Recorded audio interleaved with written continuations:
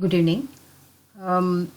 Today I'm going to explain how to formulate your abstract while you decide on doing some project work for your BTech or MTech. So this is a general guideline. This guideline would help anyone to identify the mistakes and to form some checklists while you are formulating your abstract itself, because abstract is going to be a very important document which gives you all the details of your project in a whole.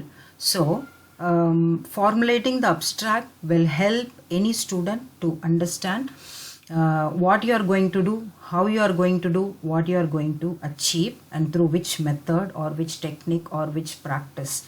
So this is what the aim of writing an abstract. And moreover, the abstract should also be clear so that anyone in the layman point of view should be able to understand by reading some lines. So preferably the abstract shall be written in the UG level for a page, maybe about 100 or 200 words.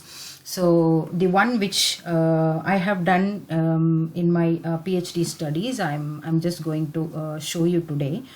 So one of the topic of my PhD studies is going to be properties of concrete partially replaced with waste printed circuit board as a partial substitution of fine aggregate. So this we have completed in the year 2014, in which I have highlighted my abstract like this. I'll just read the abstract for you for your better understanding. Electronic waste is one of the fastest growing waste streams in the world, and its generation is expected to increase by 2 to 5% annually. Current scenario of its disposal through landfill or improper recycling techniques can have negative impacts on the environment. So these 4 lines will form my background. So this background will tell electronic waste is getting growing faster in the world, and the generation statistics also I have given. So some kind of method is used for its disposal. So out of which landfill and recycling techniques are having negative impacts on the environment. So I am going to prove another method which will be beneficial to the environment, and it will also prove that this method is going to have a positive impact or less negative impact comparative to the other methods. And the next point I have highlighted is the other side of that. The usage of conventional material in concrete making depletes the natural resources constantly unless they are suitably substituted. So concrete, we know the ingredients are 4, so out of which river sand is now not used. So some other alternatives have been identified. So we are identifying here some kind of a river sand alternate here. So this forms my problem identification. And so there is a problem in using river sand. So I am going to give a solution by using some other material which is going to be waste and which is going to be having negative impacts while on its disposal. So I am going to give a solution to the disposal practices, as well as it is going to give us an alternate material for the natural resource. So the aim of the study is going to be use of non-metallic fractions of the waste printed circuit board as a replacement of river sand.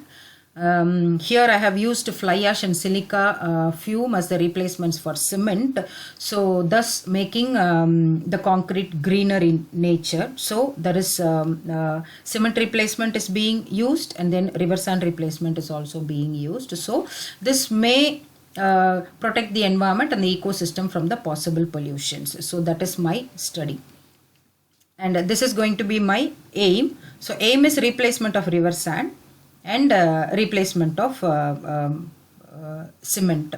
So how am I going to do? So I have formulated and I have decided depending upon the literature review. That means what are all the works that has been done previously worldwide as well as India and as well as Tamil Nadu. And after which I have selected, I'm going to use it as an M20 grade of concrete, and you people can go for any kind of a grade of concrete as per your wish. And I have chose the percentage of replacement depending upon the literature review. So I have also decided on the percentage of fly ash and the silica fume used based on the literature review.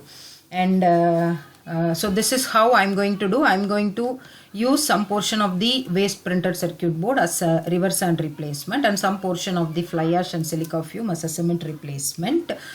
And then I'm going to do some test, mechanical test, and I'm going to evaluate and compare the results. So this is the methodology which I am going to do the experiment, and I am going to get the result and compare the result, and then I will discuss. So this is about the methodology, how I am going to do it.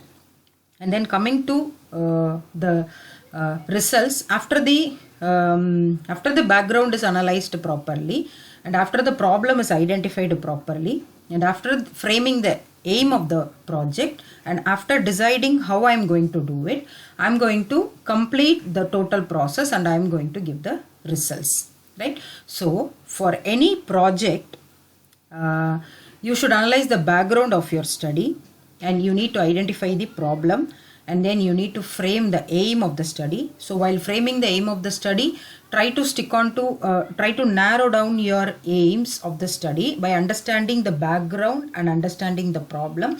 There may be different solutions for the problem. All the solutions cannot be attained by us. So we can go for one particular solution in which the aim of the study will be narrowed down. Because if you narrow down the aim of the study, then depending upon the aim, your methodology can be framed and your results can be published nicely. Otherwise, if the aim is not properly framed, then we cannot go for the proper methodology, and your work will be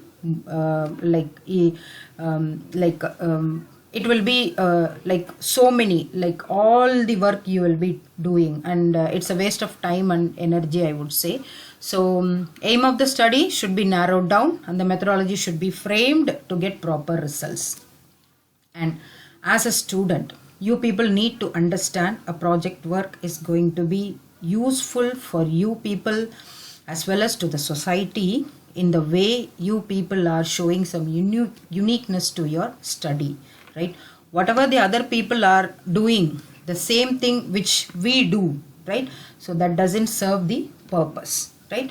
For example, you people have given some of the topics like design and detailing of different structures, different members of the structures, something like that, right? So if that is the thing which already somebody is doing, then you people doesn't have any uniqueness in your study, right? So there should be uniqueness in your study in the way of innovating some new ideas or new techniques or new practices. So all these, anyone will do, which is going to be beneficial to you as well as to the society. So the project must contain a uniqueness which nobody has done or which nobody has practiced now. So this is a study. So you can practice whatever the impossible things which is possible also, right? So many of the impossibleness will come to possibility only by the way of experimentation. So you people can experiment anything, right? So that you can come to a conclusion or you can come to a result that may prove beneficial to the society, right? So just take a look of these this abstract. So abstract shall be written like this, and I will not say this is a best abstract, but this is a very decent abstract which makes anyone to understand what you people have done, right? So this is going to be the face of any person, right? So it shall be framed nicely, and it will help a lot for you to carry out the project in a very proper way, right?